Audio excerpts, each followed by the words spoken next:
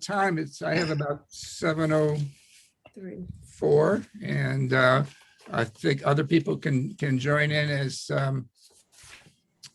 as they come in. So I think Ashley has now muted everybody, or will. So I'd like to welcome you to the fourth in a series of Zoom sessions presented by and for the Williams class of 1967. I'm Alan Stern. I'll be your moderator. This evening's session will be somewhat different from the last three. There will be no single speaker, and there will be no breakout sessions. That said, we think you're in for a treat, as we have 6 classmates, all of whom were members of the Ephlats during their years at Williams. We've asked them here this evening to talk about those years and further to reflect on what those years have meant for the rest of their lives. There will also be some music, some video clips, and photos. Think of this as an Oprah-like evening, but without Oprah and without commercials or Prince Harry as well. So I'm going to step back from my moderating duties and let Burke Moody, the director of the group, take over in a minute. I'll be back to help moderate a Q&A period towards the end of the evening. We plan to go around 8:15, that's here on the East Coast, with the possibility of going a few minutes longer if desired. Just a reminder that this meeting is being recorded and that we're part of the college's bicentennial of the Society of Alumni.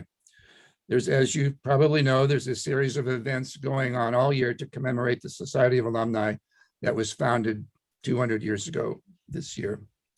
We have again our technical host this evening, Ashley Card, who is Deputy Director of Alumni Relations at the college. Good evening, Ashley, and would you do the equivalent of passing the microphone over to Burke Moody? Thank you. Have a great evening.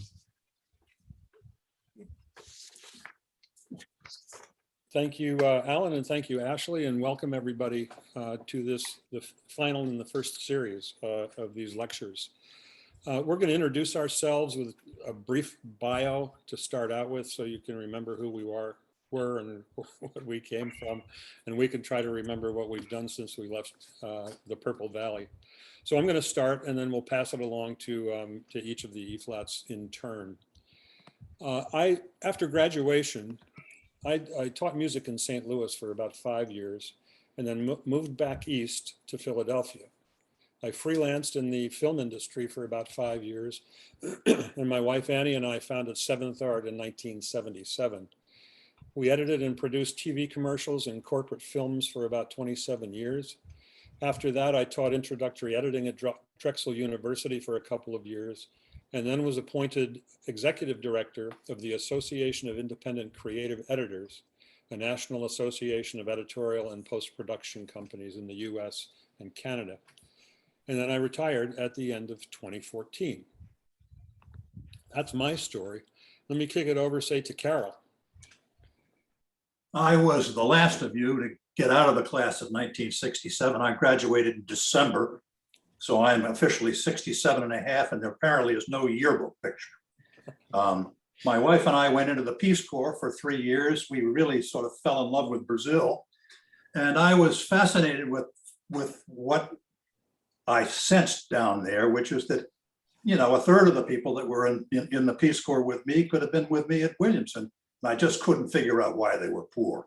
And I wanted to better understand that. So when we got done, I went to Johns Hopkins, spent a couple of years studying development economics, and then went on back to Brazil and ultimately wound up in the Bank of Boston down there.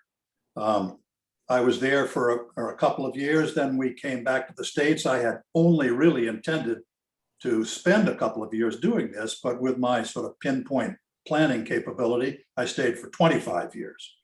I was kind of lucky, because it was an interesting 25 years. We lived in Latin America twice, lived in Asia once. The emerging markets were emerging, and that was a very interesting process to sort of watch. But by the time I had finished paying my college bills and turned 55, I figured I better get out. I did, and went and taught high school economics at Phillips Andover for 12 years and quit just before I turned 70. That was providential. I really loved it. And so I was I was awfully lucky. And since then, I've been sort of unwinding from professional life. And today I can't even imagine how I ever earned a living. And I'll pass it on to whoever Burke suggests. How about Bill McClung? At Williams, I was a math major and I decided there to get my PhD. At the end of my first year at Columbia, graduate deferments were abolished, as I'm sure many of you might realize.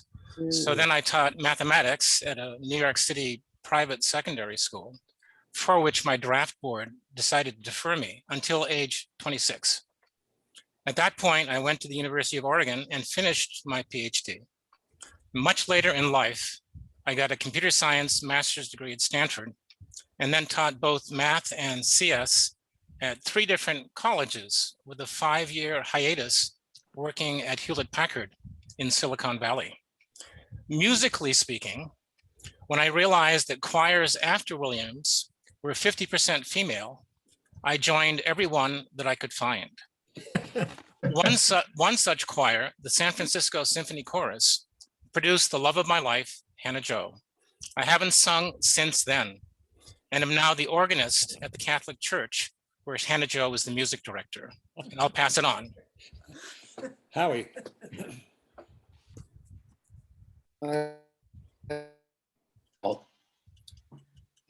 After Williams, I moved across the state to Cambridge, and I earned a doctor's degree in chemical engineering at MIT. And then left the East Coast for San Francisco, where I worked for Chevron, and then returned to the Chicago area 10 years later and worked for another oil company, Amoco. It was during that time I had a chance to sing with the Apollo Chorus in Chicago, which was originally the chorus for the Chicago Symphony, and that was a terrific experience. The Amoco work included a very interesting 2-year stint in China. And then following my wife's career, we moved to Geneva, Switzerland, where she worked in a diplomatic role for the United Nations. And I worked for a Swiss nonprofit foundation, the World Business Council for Sustainable Development. Our plan was to be there for 2 or 3 years, and I had a teaching job lined up in Japan after that. But the job was just very interesting, and we ended up staying, and we lived in Switzerland for 22 years. And recently returned to the US, and we now live in Bend, Oregon. We hope our furniture arrives soon. I'm continuing to develop my next career as a carving artist. Arn Heller. Well, let's see. After graduation, I married my lovely wife, Susan. We moved to Nashville, Tennessee, where I started law school at Vanderbilt. I got through 1 year of law school and then was drafted into the Army. So spent 2 years in the service. I mustered out in Seattle on a night when Larry Ricketts was my paymaster. So I've always had great fondness for Larry, because he not only paid me, but we renewed a friendship.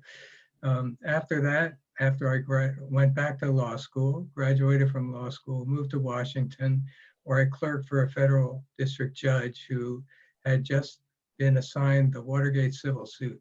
So for the next year, I spent my time fending off reporters, it was an interesting year, to be sure. After that, I went to the Department of Justice. I was there for 4 years in the tax division and the appellate section of the tax division. On completion of that 4-year stint, moved back to Philadelphia area, joined a big law firm where I've stayed for 31 years while we raised 2 daughters.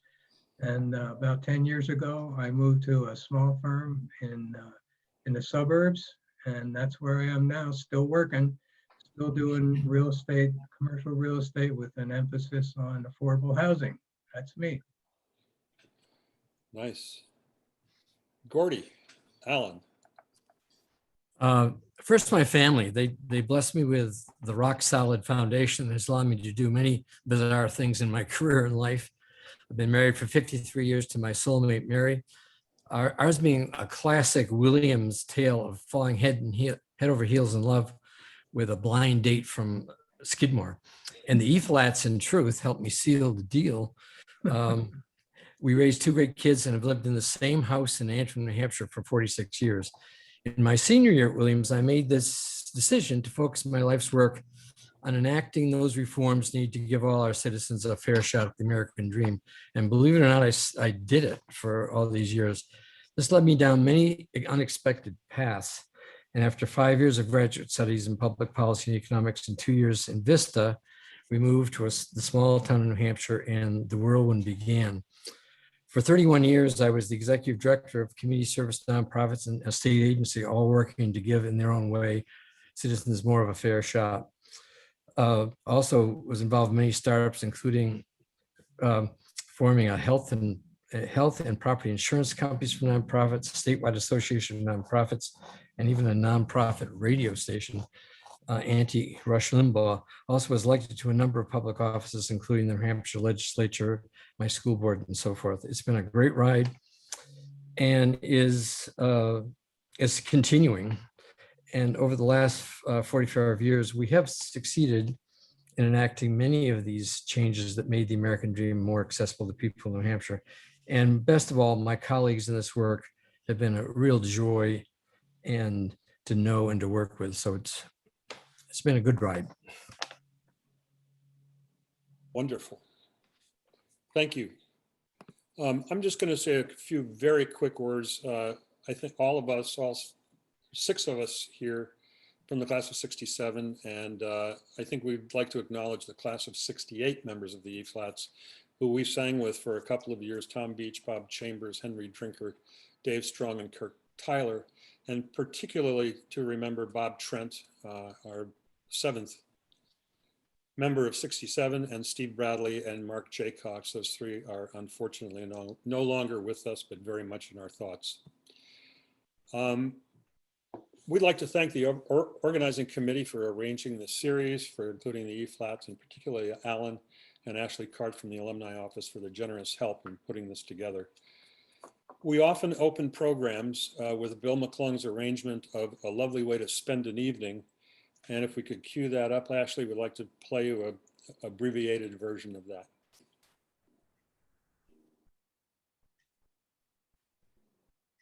This is a lovely way to spend an evening. Can't think of anything I'd rather do. Yes, it's a lovely way to spend an evening. I want to save all my nights and spend them with you. Save all my nights for you.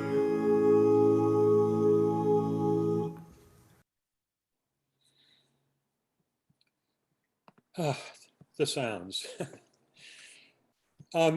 We're just going to go around the room and discuss a few things that we hope will give you some insight into what our experiences at Williams were like with the Ephlats. The Ephlats is probably the oldest continuously active a cappella group at Williams. It started in '59, went co-ed in 1971, and it's still going strong to this day. And I guess to go around the room with the 6 of us, just open it up to you guys. What drew you to the Ephlats? How did you even find out about it? And does anybody remember the tryouts, which happened apparently in the spring of 1964? Anybody have a recollection?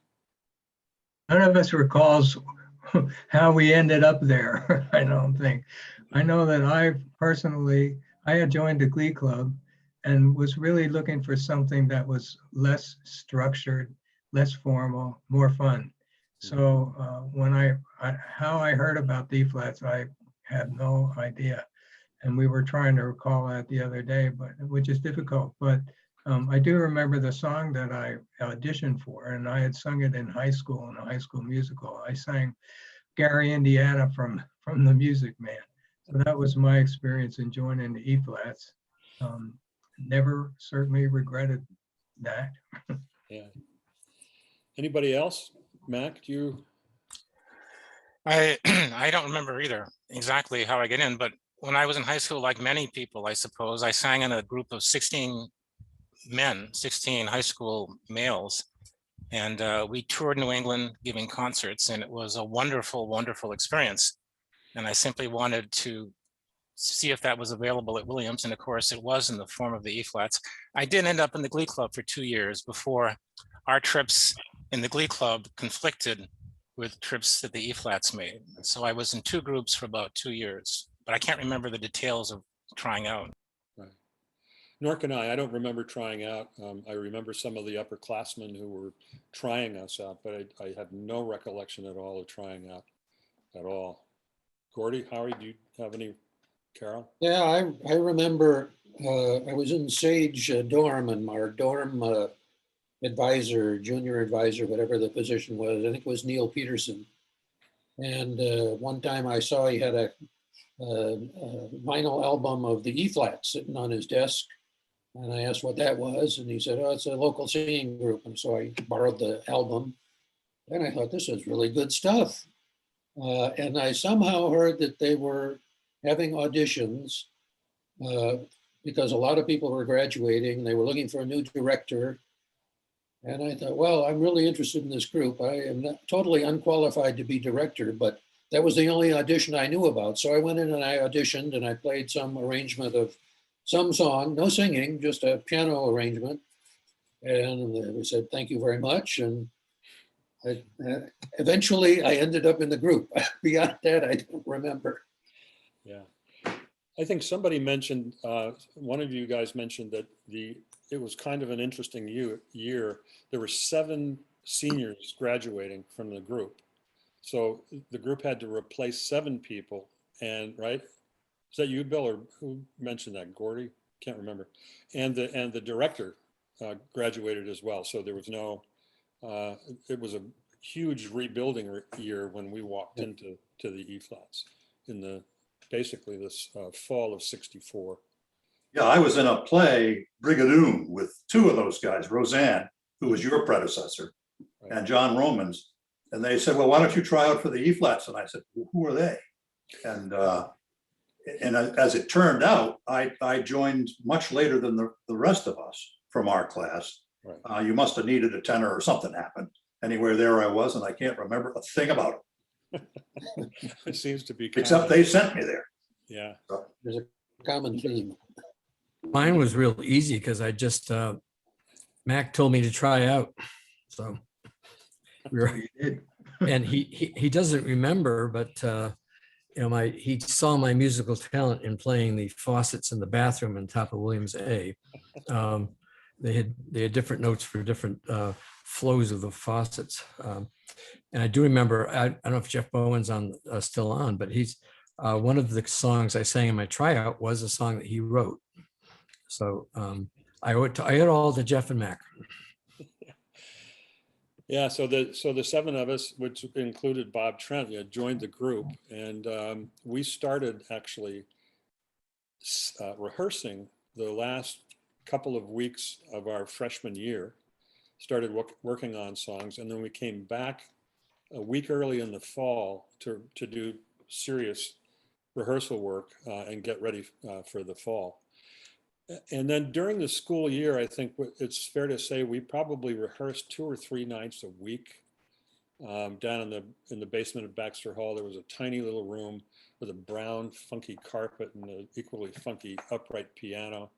And we'd all lock ourselves in there, and many of us smoked, and it was quite a place to exercise our vocal cords. And we'll always remember that room and that experience. And then we don't really know, and I don't know that there's a record of it anywhere. Probably we performed outside of off campus and at Williams, maybe 2 to 4 times a month, plus or minus, in addition to the big trips that we took. I think that's a fairly fair rundown. Anybody else? Yeah, part of those number of performances is when we decided to go to the Cayman Islands. Yeah. Since we had no official status in the college, we had to go raise a lot of money to be able to get down there. Yes, we So did. we would sing for just about anybody. And we did. And we did. Including the North Adams Hadassah. One of our finest concerts. Which I have no recollection of. Do you? For good reason. Yes. They paid us in shekels, as I recall. Yeah, nobody remembers the prison we sang at either. I don't even think we got paid for that one. No. That was community service. We do remember, I think, all of our trips to Lake Placid in the wintertime. We'd go up to Lake Placid, stay at an inn up there, and in exchange for room, board, and free skiing, we would sing 2 concerts a day, I believe.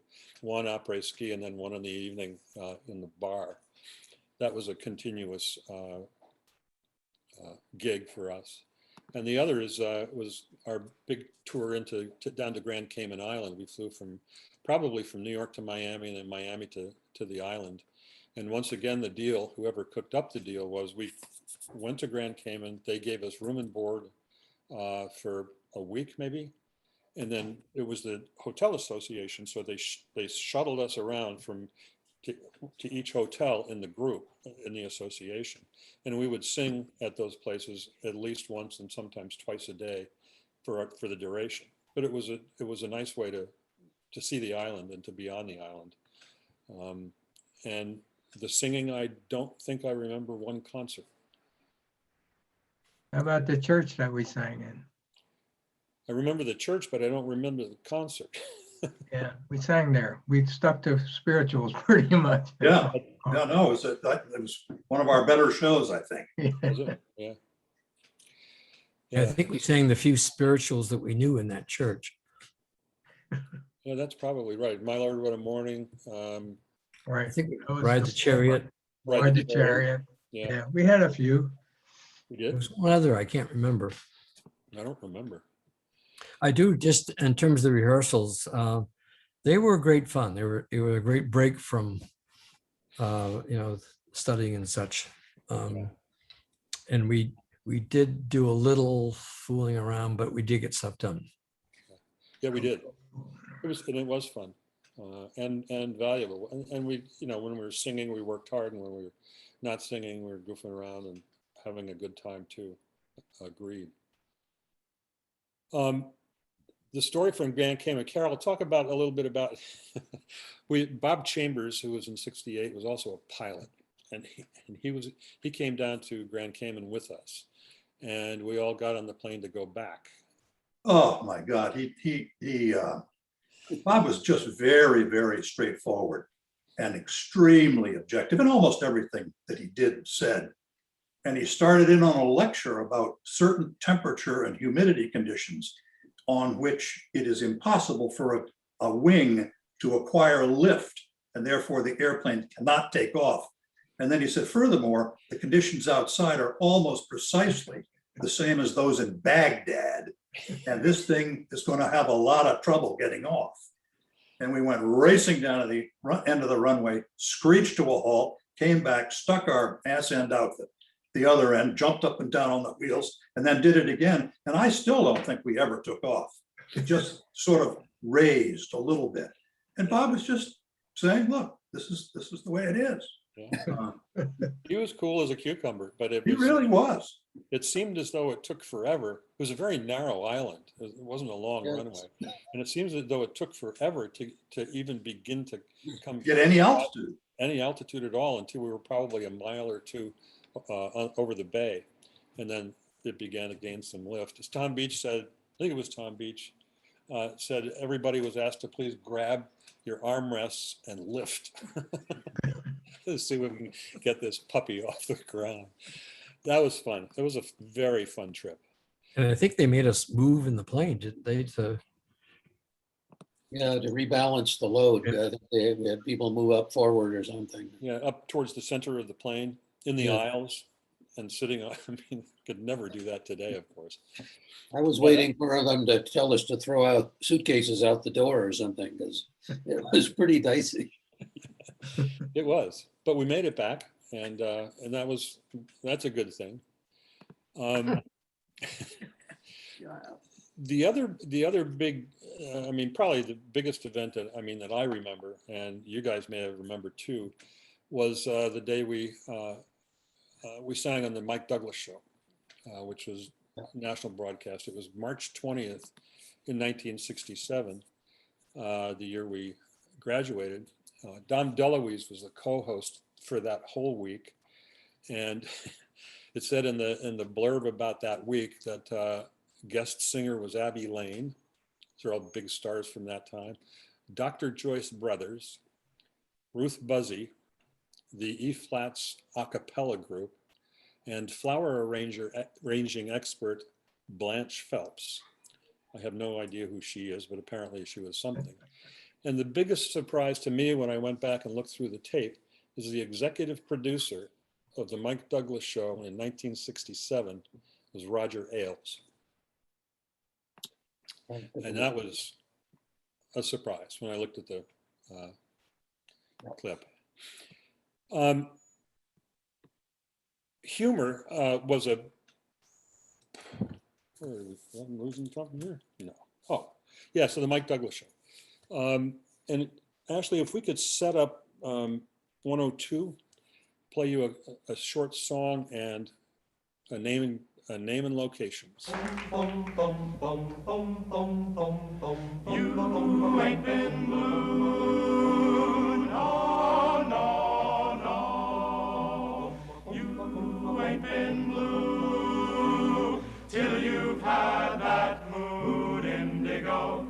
That feeling goes down to my shoes while I sit and sigh. Go long, blues, go long. Always get that mood indigo since my baby said goodbye, goodbye. In the evening when lights are low, I'm so lonesome I could cry. 'Cause there's nobody who cares about me. I'm just a soul who's bluer than blue can be. When I get that mood indigo, I could lay me down and die. You ain't been blue, no, no, no. You ain't been blue till you've had that mood indigo. That feeling goes down to my shoes while I sit and sigh.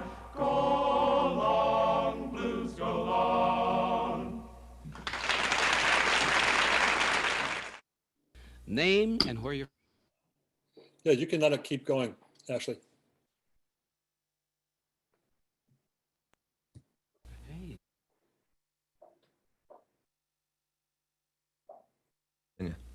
Arn Heller, Bethlehem, Pennsylvania. David Strong from Winnetka, Illinois. Henry Drinker, Concord, Massachusetts. Bob Chambers, Bloomfield Hills, Michigan. Carroll Perry, Washington, D.C. Kurt Tyler, San Juan, Puerto Rico. Mark J. Cox, Rochester, New York. Bob Trent, Manhasset, New York. Bill McClung, Brockton, Mass. Steve Bradley, East Aurora, New York. Gordie Allen, Newton, Mass. Howard Klee, Glencoe, Illinois. Mike Douglas, West Side of Chicago. Good old Mike, always in there. So he introduced us all. It was quite a fun thing to go through.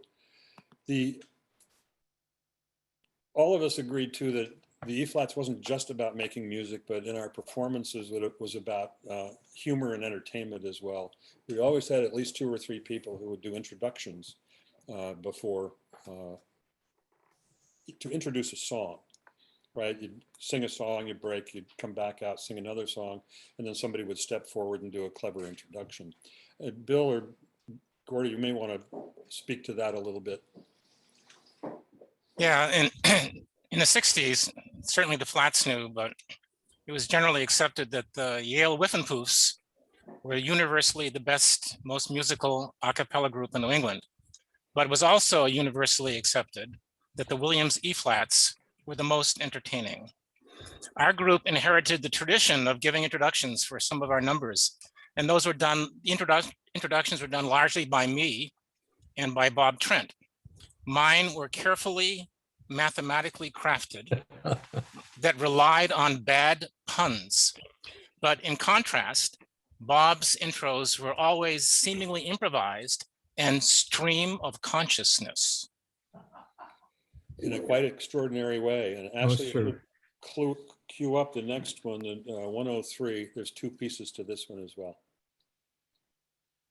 Realizing as we do that the man who hears a different drummer is usually just listening to a different band, nevertheless, we would like to proclaim a change in musical style from the Flats for one brief shining moment that will waft us back to an aristocratic age, an age free from cool seventh chords, lip service goodwill, and just plain well-rounded good guys.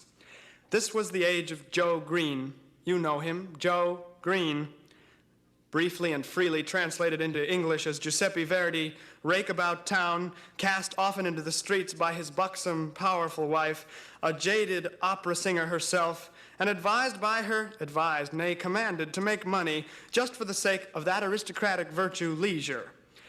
After 15 failures, he never quits, Verdi produced Rigoletto, famed opera about the Duke who exchanged eyes and bodies with a girl he saw in church. He said to her as he saw her in church during the Mass, he said, "I say, wild thing." This was, of course, in public, a deed which caused his court jester, her father, to hire an assassin to stab him and place him in a bag. The girl, Gilda, totally corrupted now, agrees to die for Lecce lover and enters the bag in his stead, which only goes to show you, you can lead a horse to a bag, but you can't make him jump in and float on his back in the tub. With but little further ado, full of sound and fury, signifying nearly nothing, the Ephlats now permit an English travesty of the quartet from Rigoletto, and thank you for listening. So would you welcome, please, their guest conductor, Mr. Dom DeLuise.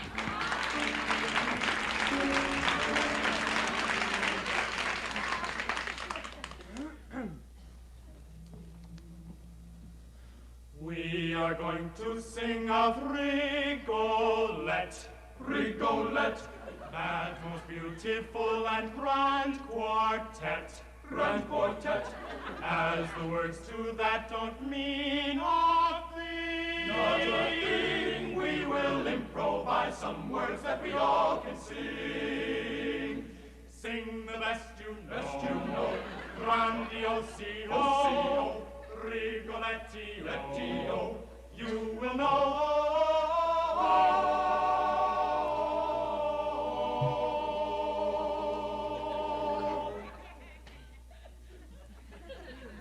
Wait until you hear us sing. Hear us sing, sing high C, though it may be falsettio. It's a pretty little ditty when we sing it soft and mellow. Ah, like a cello so mellow. Every bossa likes to show you just how loud that he can bellow. Ah, he will bellow. Listen, you make of me a fool. Sol on me. You make of you a sol on me. Oh, sol on me. He will shoot of you a sol on me. No, I get the do, re, mi, mi, mi.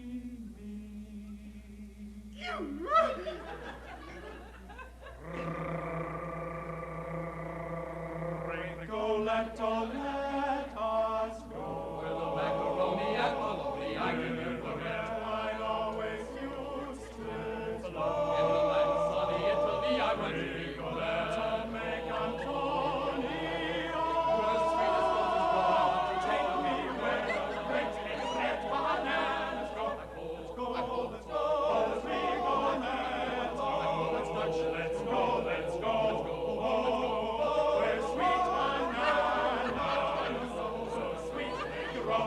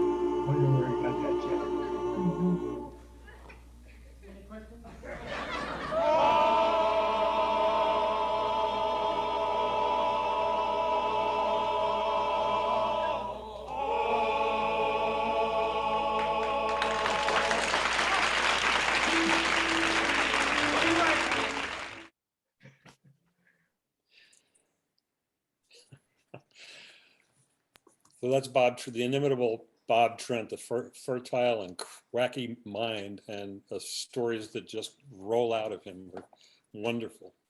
And the whole experience with Dom DeLuise, we did not rehearse that with him. So we were literally reacting to him through that whole time, and he to us. And we sort of made up the choreography and whatever we did on the spot. You guys have anything else to add to that experience? It was quite a day.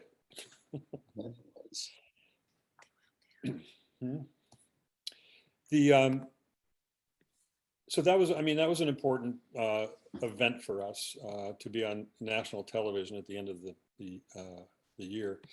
But it was, I mean, the other thing that has been important to all of us is simply being members of the Ephlats, with the 7 of us, and I guess there were another 5 or 6 from '68 that we sang with. We made the record with at RCA. We did the Mike Douglas show and a number of concerts, and those guys were very important to us. And we had quite a shared history. You want to just go around the room a little bit and what the Ephlats has meant to you over while we were in school and since.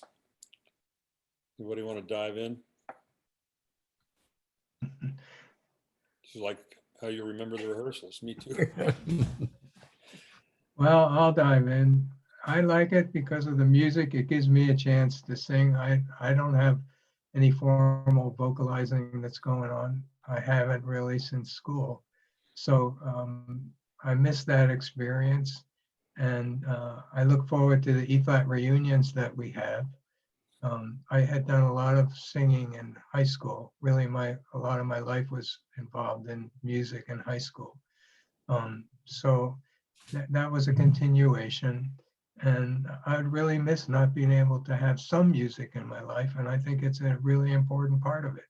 So that's it. Somebody else. Well, I could these reunions that we get involved with, they happen every 5 years. And they were, to me at least, an incredibly pleasant surprise. Not to mention a lot of pressure. We would go up there, show up in Williamstown, and we'd be entertained by the current E-flats, whatever year we were talking about. And then they throw us into practice rooms, and then they organized a concert for the next night. And everybody was divided into sort of eras. We were the oldest guys there. And then the 70s and 80s and 90s, and they would sing the songs that they sang back then. And you really had to kind of, work at it, because the current E-flats were so good, you just didn't dare go out there and completely embarrass yourself. So it was just a lot of fun. We worked hard. We worked as hard as we ever did in college. It seemed just as important. And every now and then we made just as good music, only every now and then. But it was an awful lot of fun.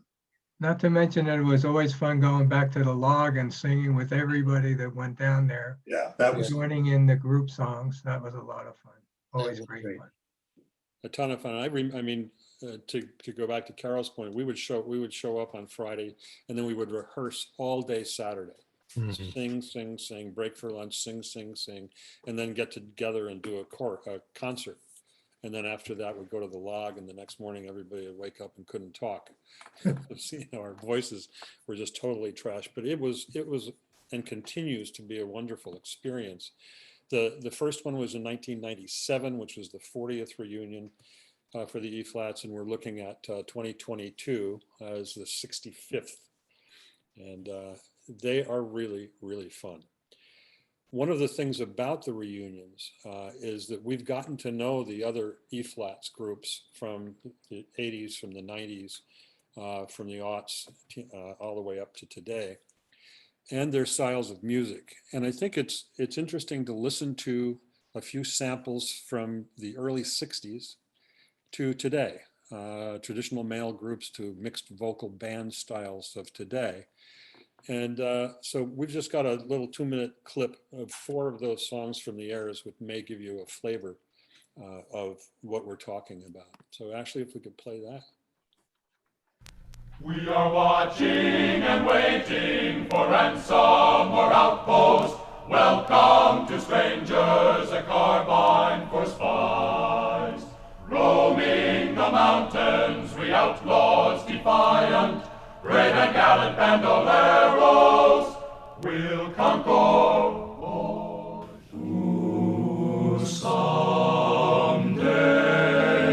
we'll build a home on a hilltop high, you and I, shiny and new, cottage that two can fill, and we'll be pleased to be called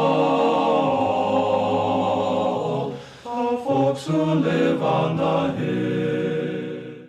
Gasping at glimpses of gentle true spirit, he runs, wishing he could fly high, only to trip at the sound of goodbye.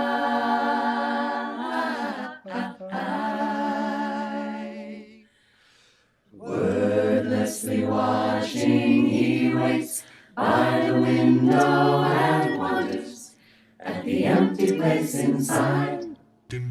I'll admit I was wrong. What else can I say, girl? Can't you play my head and not my heart? I was drunk, I was gone. That don't make it right, but promise there were no feelings involved. She said, boy, tell me honestly, was it real or just for show? Yeah, she said, save your apologies. Maybe I just gotta know.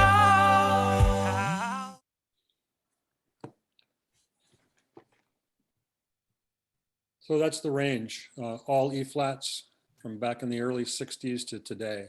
And it kind of gives you a sense of, for the choral, all male, kind of a choral style with mixed groups and contemporary songs, up through the virtual performance of Hopelessly Helping from the group of the 90s. And they're a group that we really like a lot, mostly from the experience at the reunions. And then the newest group, the 2021 guys, who really function as a vocal band, which is the way contemporary a cappella is working, but I thought very well. So that's sort of the, the styles across the E flats from back when we got into college to today. And that's what's really, really fun about the E flats and the reunions in particular, I think, for everybody. So that we don't get too far behind here, I'd also like to address finally the virtual performances that we have done through 2020 and into this year. And maybe Arn, because you started this whole thing, maybe you could start with the story of your email to everybody. Well, it's a short story. It was a really crappy day at the end of March last year when the shutdowns had not been going very long, but it was a scary time and nobody quite knew how to deal with it and what was going to happen, but we were all locked in. So it was a rainy day outside. I couldn't get my computer to work very well. So I started thinking of you guys and really how you were doing. And so I wrote to everybody and asked how you were doing and hope that you responded. And Carol responded. So go ahead, Carol, it's up to you. I had just listened to the Toronto Symphony play something on a virtual basis. In other words, players weren't at all together. They were just playing into a tape recorder, and then someone was putting all that together. I figured if a whole symphony could get Aaron Copland right, maybe we could get an E flat song right and send it out to the class as sort of a message to hang in there and that we'll get through this. And like all ideas, I thought that Burke would be the best to handle this. So I suggested it to him. And the next thing I knew, we got a whole set of instructions and we had to get out our iPhones and sing. Oh, it was just miserable, but it worked out beautifully. And I don't know how to this day, but we're going to show you a little bit of it. We will, yeah. So, I mean, we had landed on a song thanks to Arn and Carol. And then we did a little bit of research, try to figure out how we can do it, because you can't sing together on Zoom or over the internet. That's just too much lag to sing with or play with somebody else online. And it would require that everybody sing their own part by themselves, separate little movie. And that meant we had to have a good recording of a song, the audio portion of a song, that we could all sing back to so that we would be singing in sync. That was the first thing. The second thing we needed was an accurate score, the sheet music, which Bill, you might want to talk about that because you're pretty heavily involved in that process. Yeah, so this is my website. And when we knew that we might be singing at the 50th reunion, that's when I put this website up. And for 8 arrangements that we had in the 60s, each arrangement has an audio file, an MP3, that was ripped from the vinyl record that we made in the 60s by Steve Bradley, an E-flat of the class of 68. And there's also a score, which is the notes themselves. Now, of course, when we were learning these pieces in the 60s, we had scores, but they're long gone. And these new scores were created by Burke and by me by listening to these audio files, these MP3s, over and over again.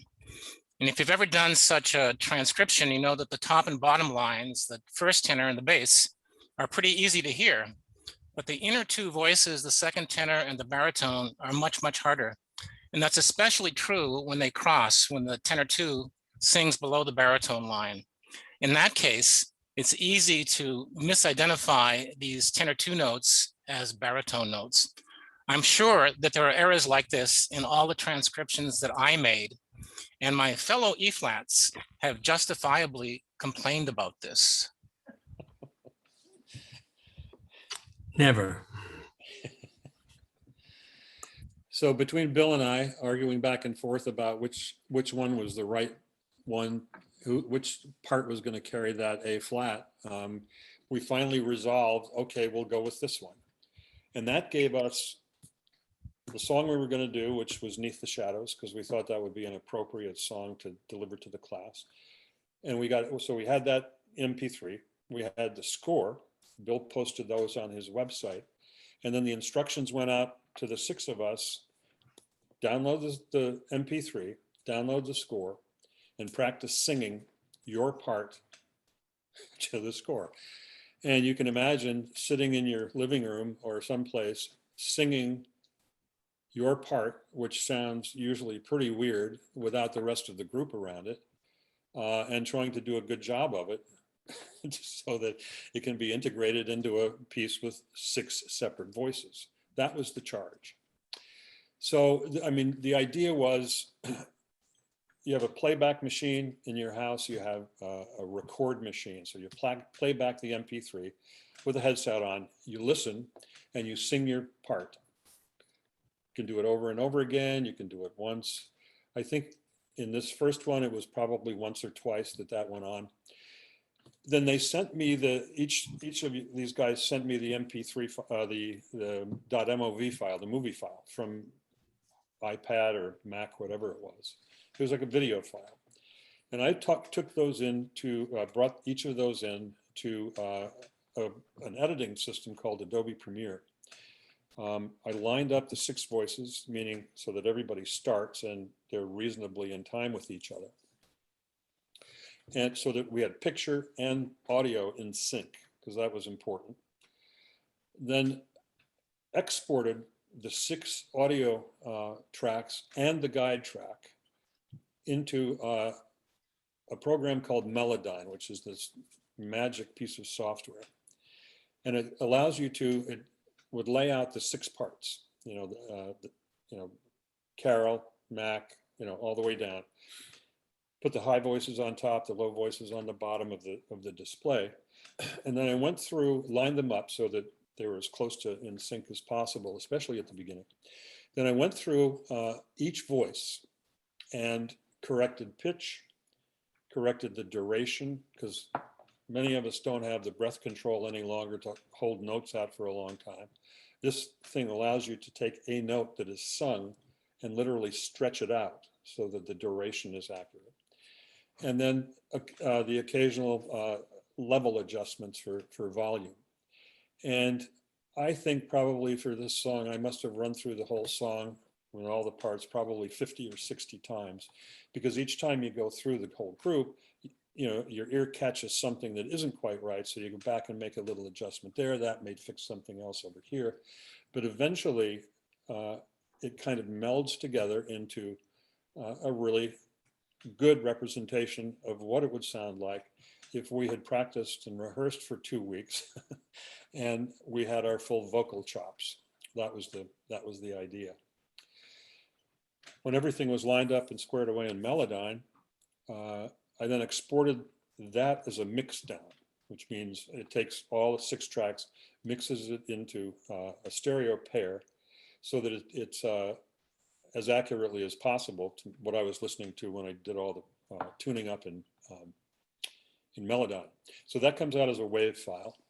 Then I took that WAV file and brought it into a program called Adobe Audition, which is a digital audio workstation. And there we added a little EQ to give the bottom end some heft and some clarity in the mid-range. And once that, it was not a lot, but it was enough to make the sound a little beefier. And then added a little light reverb to give the voices and the group a little more space, which is helpful with a choral thing. It's not a bang over your head reverb, but it's just enough to make it sound sweet. Then we exported that final track, brought that final EQ'd and reverb track back to Premiere, lined it up with the pictures so that it's now back in sync again. So instead of having six tracks, you only have a stereo pair. Checked sync, could watch Mac, I could watch Howie as they're singing, and are they singing in sync? Because I'm familiar enough with their voices so that I can listen to, say, Howie's voice or Gordie's voice and interior voices and tell if they're singing in sync by looking at their picture. And if necessary, maybe move a picture a frame or two this way, a frame or two that way, so that they sang in sync. When that was locked up, picture was locked now with the sound, we built the grid, which is the 6 pictures of us in the order we wanted them, did a little color touch up on each, a little lightness, a little darkness to try to even out the look, and color correction if necessary. So we did all that, brightness, and then added to each of those 6 boxes, the town each of us was in when we sang. Built the opening title, which was the 67 Ephlats, built the end title, which was our names, and I think it was April 2020, the date, March 2020, and then built those art cards. So we had then the art cards, the 6 video pictures of us with titles and a final art card. Then that has to be rendered because in order to play as a single movie on anywhere. So we did that, got it done, posted it, and all 6 of us looked at it and gave it a thumbs up. And to demonstrate how this worked, we have a short clip. It's the beginning of Beneath the Shadows with raw, followed by same section, finished.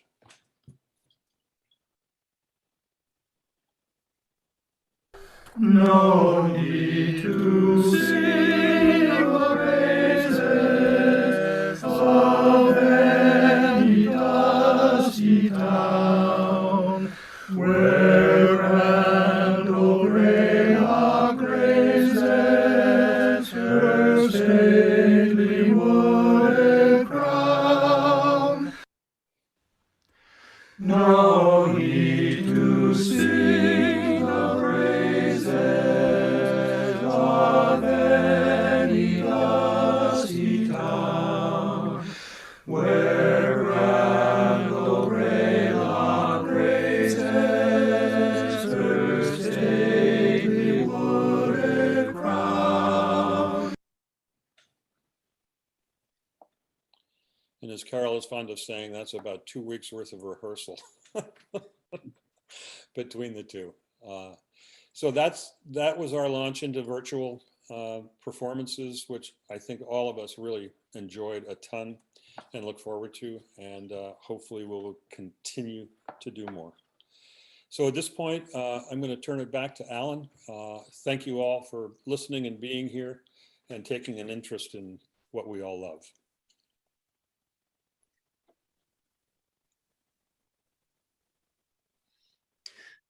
Thank you, Burke. That was absolutely fascinating. And I recall emailing you last year because I was blown away by how good that was. And you wrote me about how much work it did to do that. And I believe it.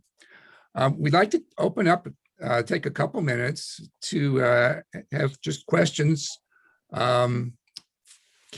And if you recall the routine, in the lower right corner of your screen, there should be it says reactions, and you can raise your hand. And if you do that, the little yellow hand will show up and you will get called on, and we'll ask you to unmute. So, questions?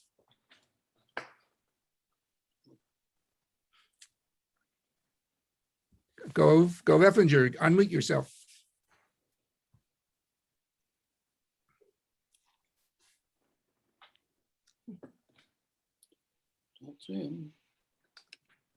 Go if you need to unmute.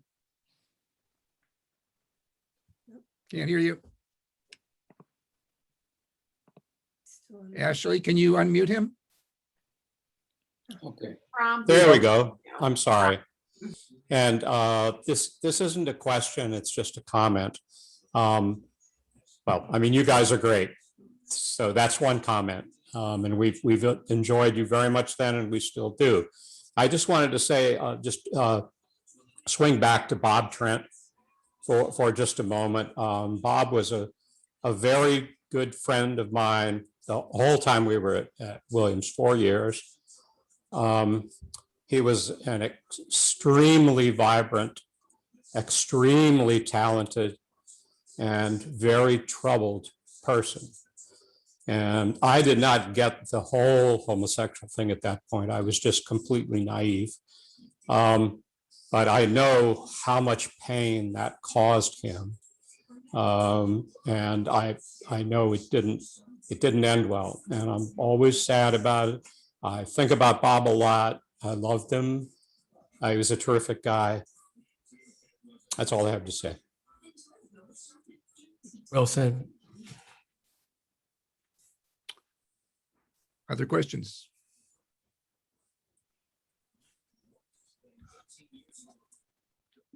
Bob Conway.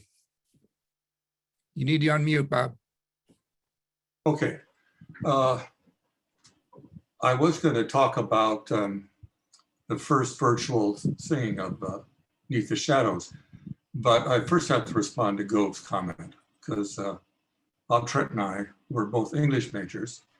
That meant we had a lot of classes together over the 4 years.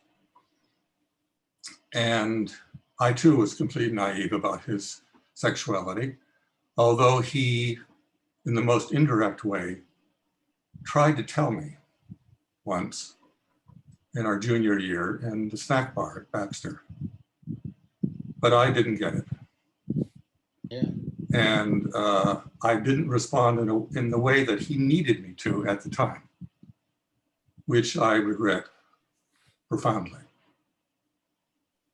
Many, many years later, when I was working in New York, I looked in our alumni directory and saw that he had a New York address. So I wrote him a letter and asking if he wanted to get together for lunch.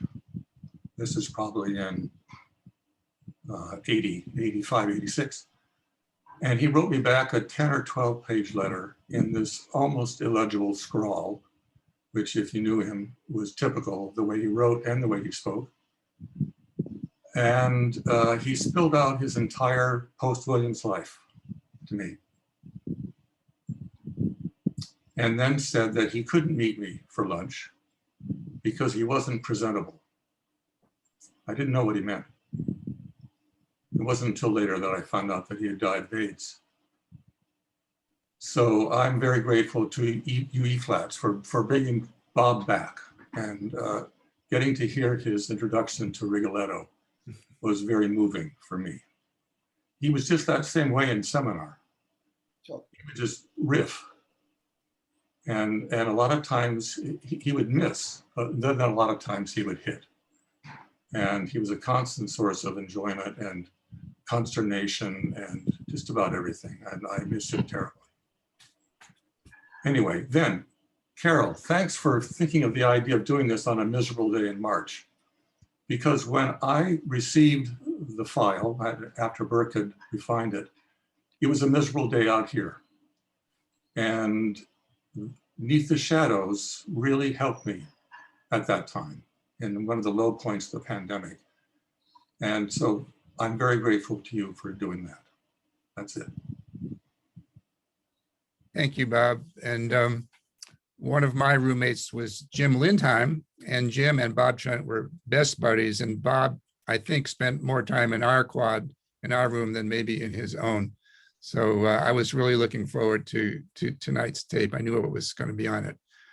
George Cannon, you have a question? Yeah, this is just so enjoyable. I'm wondering what the plans are for the 55th. Is there gonna be a reunion just of you folks or of other classes also? I really would look forward to that. Are you talking about the Ephlats or the class in general? No, the Ephlats, Burke, you're on mute. Try to address that again. The Ephlats have had reunions every 5 years. So 2022, spring of 2022 is the next one, although nobody has started to organize it yet, and nor has it been planned. But it's something that the six of us have talked about, helping to push along and getting together with the alumni office and the current group, which is important to making it happen. But it would be just for the Ephlats, from those who are still extant from the early 60s to the current group.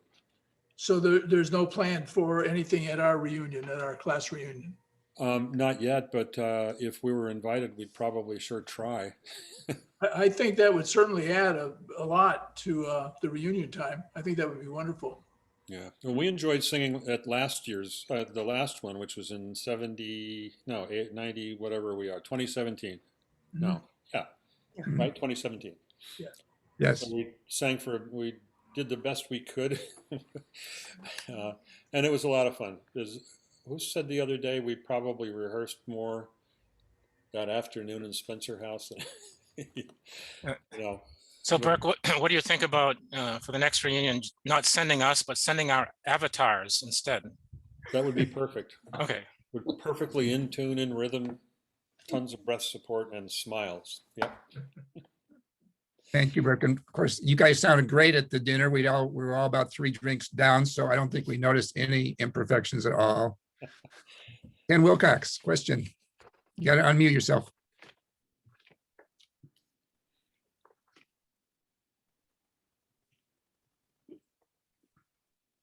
There, I got it. I don't have a question. I just wanted to thank you guys.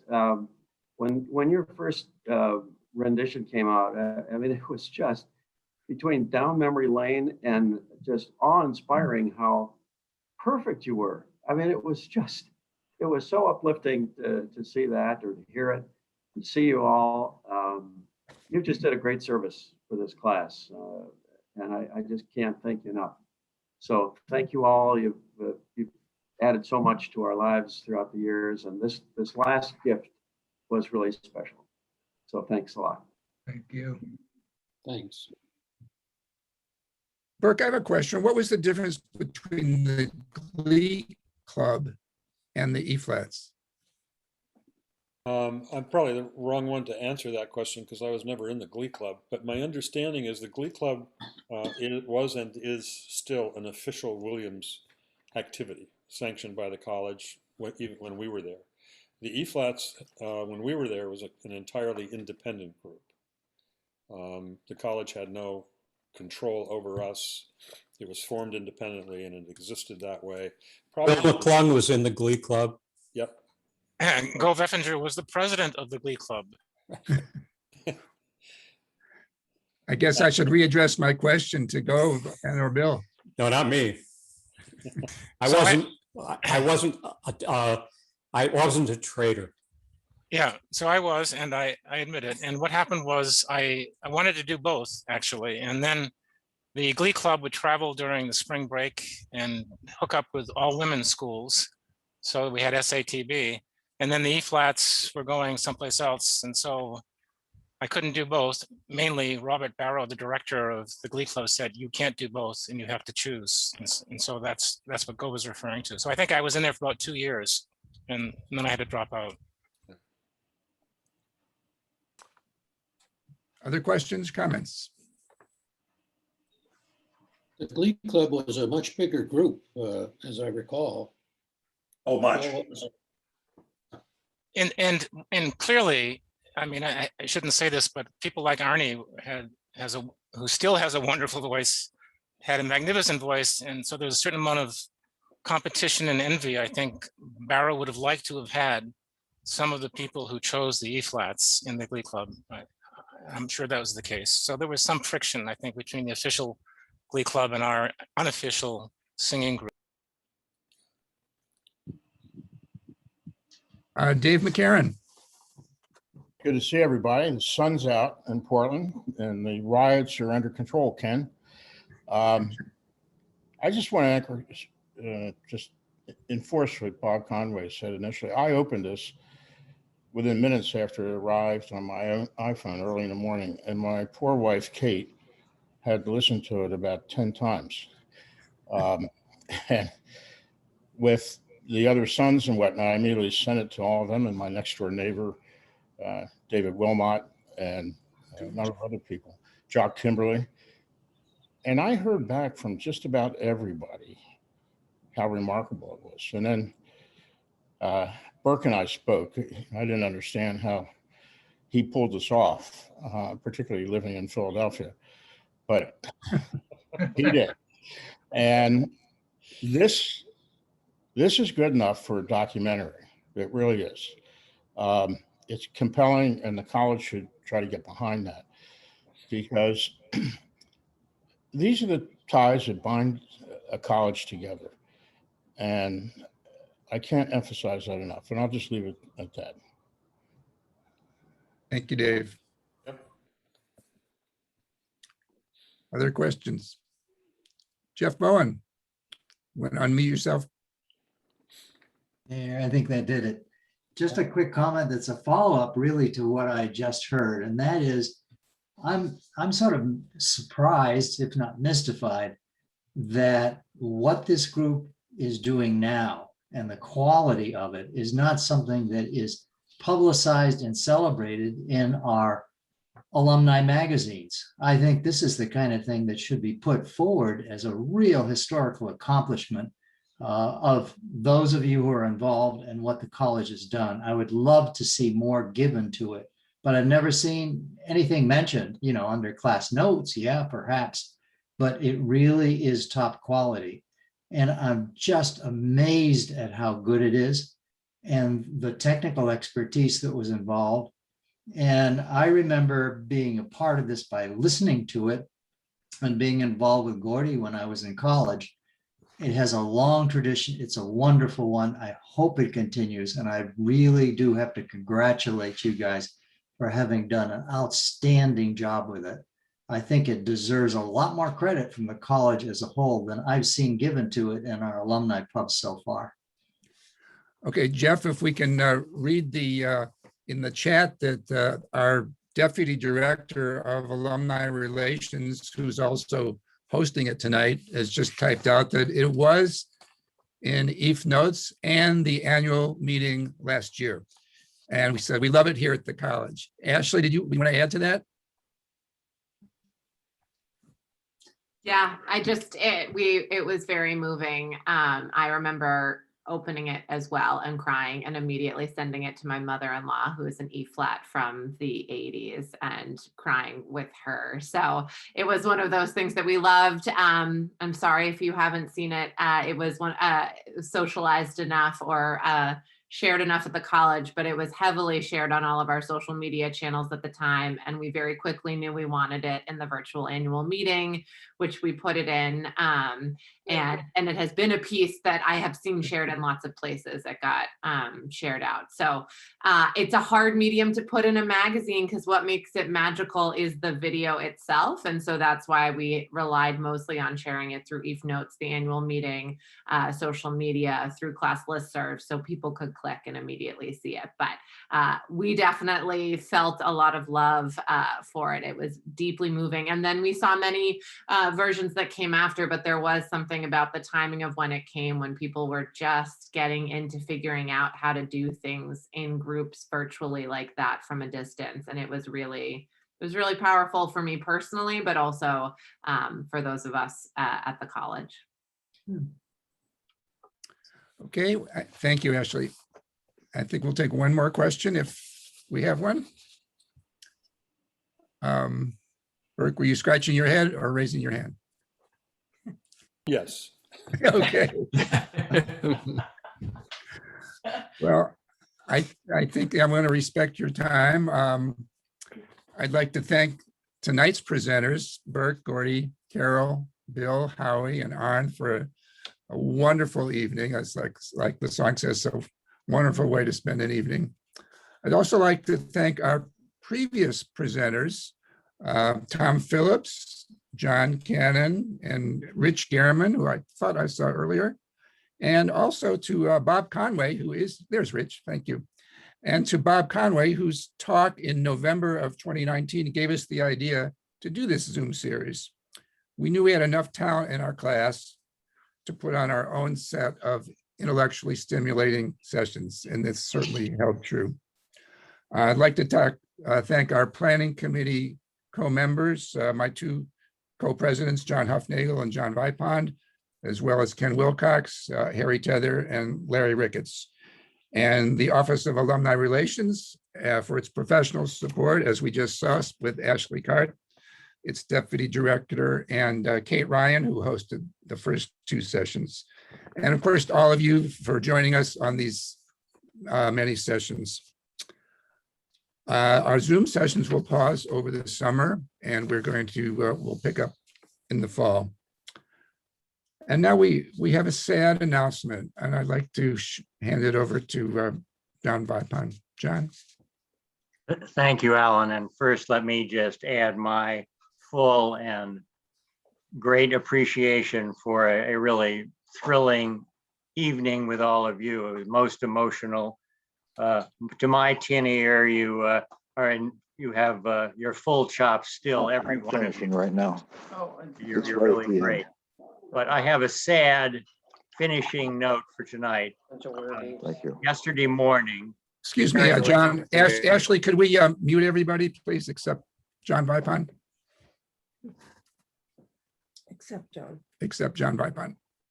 I'll turn mine on again. I have a bit of sad news. Yesterday morning, just after 5 a.m., my good friend and a full participant in our class activities and someone that many of us knew, Gary Lamphere, died after a short 4 weeks of finding out that he had pancreatic and other forms of cancer that went through his body very quickly. It has really shaken me. It has given me great pause. In our group tonight is Judy Lamphere, his, I hate to say now, widow, but fully a member of our class and group and will continue to join us. Tim and I had the opportunity to speed up to and get to New Hampshire about 3 weeks ago to see Gary when he'd already begun to decline very quickly. So we knew this was not going to be long. But he was surrounded by his 3 wonderful children, and of course his loving wife, Judy, who probably the only girl he's gone out with. There she is. Hello, Judy. And I don't think Gary ever dated anybody else. He picked the right one just at the beginning over 50 some years ago. We love you very much. And this gives us another opportunity as a class at Williams to say how much we love Gary, but also to say how much we love one another. And we'll continue to share and care and help one another. Our love is with you tonight. We've lost others. This is the latest, and it's very, very hard. Our love to you, and thank you.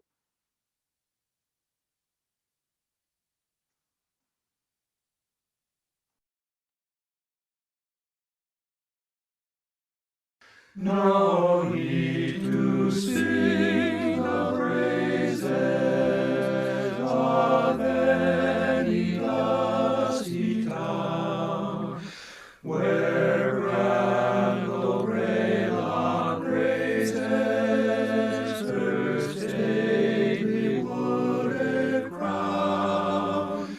We will listen to nature's voices, the music of her rills, and each loyal heart rejoices neath the shadow of the hills.